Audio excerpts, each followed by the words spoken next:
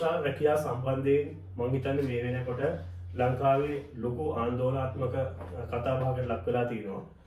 ශ්‍රී ලංකා විදේශ සේවා නීති කාර්යාංශය ඒ වගේම විදේශ කටයුතු අමාත්‍යාංශය ලොකු උත්සාහයක යෙදුණා.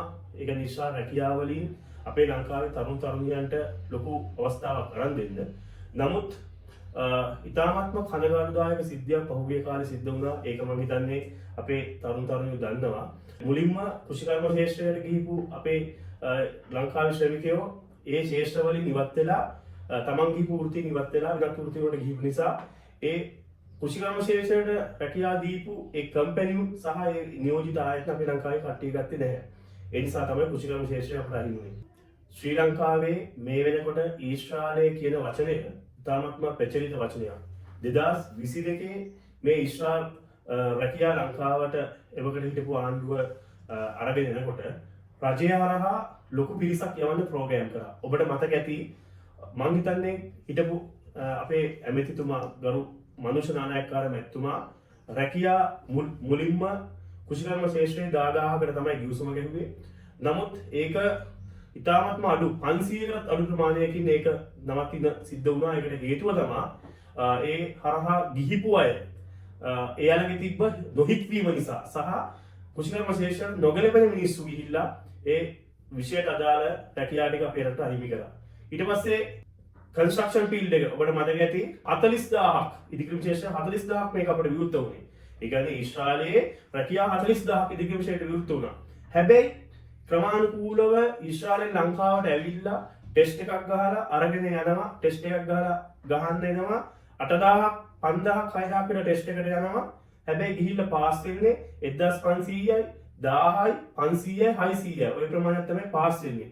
ඒ පාස් වෙන ප්‍රමාණය ඊශ්‍රායලට මදි. ඒ නිසා ඊශ්‍රායලයත් එක්ක එකතු වෙලා හිටපු මේ මෑන් පවර් සමාගම සානියෝජිත ආයතන තීරණය කරා මේක අපේ ලංකාවෙන් පිරිමහ ගන්න බෑ. ඉතින් වෙනත් රටවල් වලට යා යුතුයි කියලා තවත් කරුණු රාශියක් නිසා අපේ ලංකාවෙන් ඉදිකිරීම ශේෂ්ත්‍රයෙන් ගන්න එකත් අඩු වුණා. ඉතින් එහෙම ගිහිල්ලා මේ වෙනකොට ඊශ්‍රායලයට ශ්‍රමිකයන් ගිහිල්ලා කියනවා 5000කට වැඩි ප්‍රමාණයක් ඉදිකිරීම අංශයේ. නමුත් ඉතාමත්ම කනගාටුවෙන් කියන්න සිද්ධ වෙනවා මම මේ ශේෂ්ත්‍රය වෙනුවෙන් ලොකු කැපකිරීමක් කරපු ආයතනයක් අපි ඒ වගේම අපි විශාල ප්‍රමාණයක් පුහුණු කරා. ඉතින් ගිහිපු ගොඩක් දෙනෙක් තමන් ගිහිපු වෘත්තියෙන් ඉවත් වෙලා තියෙනවා. ඒ ගිහිපු ආයතන වලින් පැනලා ගිහිල්ලා සරණාගතයන් විදියට සරණාගත වීසා ඉල්ලගෙන තමන්ගේ රැකියාව කරනවා කියලා තමයි දැනට වාර්තා වෙලා තියෙන්නේ. මේ හේතුව නිසා ඊයේ පෙරේදා පීබායතනත් එක්ක ඒ වගේම කංකරු අමාත්‍යතුමත් එක්ක අපි කතා කරා. ඒ වගේම තානාපතිතුමත් එක්ක අපි කතා කරා. මේක දිගින් දිගටම මෙහෙම සිද්ධ වුණොත් රජය හරහා ඊශ්‍රායලයට යවන ප්‍රෝග්‍රෑම් එක සම්පූර්ණයෙන්ම නතර කරන්නේ කට්ටියට සිද්ධ වෙනවා කියලා කිව්වා. ඒ නිසා මම ඊශ්‍රායලයේ මේ වෙනකන් ඉන්න සියලුම තරුණ තරුණියන් ඉල්ලීමක් කරනවා තමන් යන රැකියාවෙන් ඉවත් වෙන්න එපා. තමන් යන තැන ගිහිල්ලා ඉන්න. එහෙම වුණොත් තවත් අපේ රටේ ඉන්න අහිංසක මේ ඊශ්‍රායලයට යන්න අහිංසකව සීන දකින අපේ තරුණ තරුණියන්ට අවස්ථාව අහිමි වෙනවා. ඒ නිසා යන කිසිම කෙනෙක් පනින්නේ නැතුව එම රැකියාවේ නිලෙන්න කියලා ඉල්ලීමක් කරනවා. මේ වෙනකොට රිනෝවේෂන් කියලා ඒ කියන්නේ අර සුම්බුන් ඉවත් කරන්න අපේ ලංකාවෙන් කොටසක් යනවා. ඒ ගිහිපු අය කීප දෙනෙක්ම පැනලා තියෙනවා. ඒ නිසා ඒකත් අහිමි වෙගෙන යනවා. විදේශ සේවා නීති කාර්යාංශයට බනින්න එපා අවසානෙට. රජයට බනින්න එපා අවසානෙට. කිසිම රජයක් මේ රටේ පුරවැසියාගේ මානවිකම් අහිමි කරලා නැහැ. රැකියාව අහිමි කරලා නැහැ. විදේශ අහිමි කිරීම කරලා නැහැ. අපේ යන අය තමයි ගොඩක්ම දේවල් අහිමි කරගෙන තියෙන්නේ. ඊශ්‍රායලයට මෙච්චරම අධ්‍යාපන සුදුසුකම් නැතුව ඊට පස්සේ ඒ කට්ටියගේ ලැන්ග්වේජ් එක බලන්නේ නැතුව වෘත්තීය දැනුම පමණක්ම පදනම් කරගෙන ටෙස්ට් එකක් ගහලා අරන් යන තරම්ම සියුම් ඒ කට්ටිය තාක්ෂණය උපයෝගී කරගෙන අපට මේ අවස්ථාව දුන්නේ. ඉතින් මේකෙන් ප්‍රයෝජනයක් ගන්න පුරවැසියන් විදියට අපට හැකියාව තියෙන්න ඕනේ. ඒ නිසා ඉල්ලීමක් කරනවා මේ තරුණ තරුණියන්ගෙන් අපි එක්ක ජයගමු ශ්‍රී ලංකාව වැඩසටහන ලංකාව පුරාවට පවත්වනවා. අපි රත්නපුරේ 8 වෙනිදා 11 වෙනිදා මහනුවර ඒ වගේම 13 වෙනිදා නුවරඑළියේ මෙහෙම අපි ලංකාව පුරාම යනවා. මෙන්න මේ පිළිබඳව දැනුවත් කරන්න මතක තියාගන්න. මම අර මුලින් කිව්වා රැකියාව 40000ක් විවෘත වෙලා තිබ්බා අපට. නමුත් අපිට යවා ගන්න බැරි වුණා. ඒකට ප්‍රධානම හේතුව නිපුණතාවයක් නැතිකම.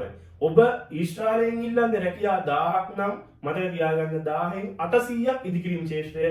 ඉතුරු ශේෂ්ත්‍ර තමයි අනෙකුත් 200. නමුත් අපේ රටේ කට්ටිය මොකද්ද කරන්නේ? අපේ රටේ තරුණ තරුණියෝ ඒ 1000 වෙනුවට 800ක් ඉල්ලන්නේ හොටෙල් හෝ වෙනස් ශ්‍රේෂ්ඨ ඉදිකිරීම එකට ඉන්නේ 200යි. ඒ 200 ගත්තම 50යි පාස් වෙන්නේ. ඉතින් මේක තමයි මේ ඊශ්‍රායලට 40000ක් නොගියපු ප්‍රශ්නේ. එහෙම නැතුව හිටපු ඇමතිතුමාගේවත් හිටපු ආණ්ඩුවේවත් විදේශ සේවා නියුක්තිකාරයන්සවත් සභාපතිතුමාගේ ප්‍රශ්නයක් නෙවෙයි. අපේ රටේ පුරවැසියාගේ ස්කිල් එකේ අඩුවක් තියෙන්නේ. හැබැයි ස්කිල් එක අඩුයි කියලා රටේ හදන බිල්ඩින් කියලා නෙවෙයි මම මේ කියන්නේ.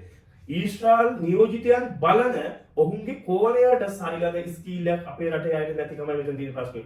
ඒ නිසා ඔබත් එක්වන්න එක්ව ජයගමු ශ්‍රී ලංකා ප්‍රෝග්‍රෑම් එකත් එක්ක එහිදී ඔබට ඊශ්‍රායලය බලන විදිය සහ ඊශ්‍රායල් ප්‍රෝග්‍රෑම් එක ගැන සම්පූර්ණයෙන්ම හඳුන්වනවා. මේ අවුරුද්ද අවසන් වෙනකොට විදේශ සේවා නියුක්ති කාර්යාංශයේ ආශිර්වාදයක්, ගරු සභාපතිතුමාගේ ආශිර්වාදයක්, ඇමතිතුමාගේ ආශිර්වාදයක් යටතේ උපරිම අපේ ආයතන CSTI ට්‍රේනින් ඇකඩමිය සහ ඊශ්‍රායල් මිත්‍රත්ව සංවිධානය සහ ඊශ්‍රායල් එම්බසිය පීබායතනය ඇතුළු මේ සියලුම ආයතන එක් වෙලා උත්සාහ කරනවා මේ අවුරුද්ද අවසන් වෙනකොට ශ්‍රී ලංකාවේ 10000කට වැඩි පිරිසක් තරුණ තරුණියන්ට රැකිය අවස්ථා ලබා දෙන්න.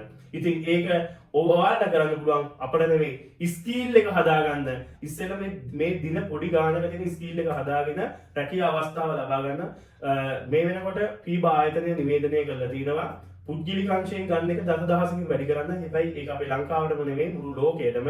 ඒක ශ්‍රී ලංකා මිත්‍රත්ව සංවිධානයේ විදියට අපි කතා කරලා පීබායතනයත් එක්ක කතා කරලා මේ වෙනකොට ලංකාවෙන් වැඩි පිරිසක් ගන්න සාකච්ඡා කරා.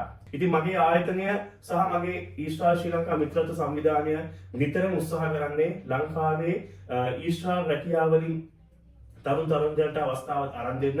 හැබැයි අවස්ථාව අරන් දෙන්න නම් ඔබ අපිත් එක්ක එකතු වෙන්න ඕනේ. අපේ මේ එක්ව ජයගමු ශ්‍රී ලංකා වැඩසටහන ලංකාවේ නගර හැම නගරයකම වගේ පැවැත්වෙනවා. දින අපි බේරන ප්‍රසිද්ධ කරලා දිනවා.